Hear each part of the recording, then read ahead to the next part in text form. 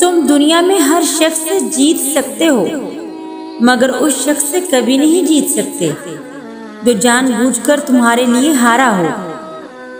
ये जिंदगी 2 दिन की है, एक दिन तुम्हारे हक में और दूसरा दिन तुम्हारे मुखालिफ। जिस दिन तुम्हारे हक में हो उस दिन गरूर न करना, और जिस दिन मुखालिफ हो उस दिन सब्र करना। किसी का ज़र्फ देखना हो तो उसे इज्जत दो, फितरत देखनी हो तो उसे आज़ादी दो, नीयत देखनी हो तो उसे कर्ज दो, और सब्र देखना हो तो उस पर तनकीद करके देख लो, और अगर खलूस देखना हो तो मशवरा लेकर देखो। घर के अंदर जी भर के रो लेना, मगर दरवाज़ा हंस कर खोलना, क्योंकि लोगों को जब पता चलेगा कि तुम टूट चुके हो तो लोग आपको लूट लेंगे।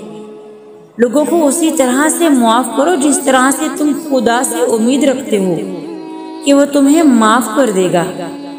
जिंदगी की असल खूबसूरती ये नहीं कि आप कितने खुश हैं, बल्कि ज़िंदगी की असल खूबसूरती ये है कि दूसरे आपसे कितना खुश हैं।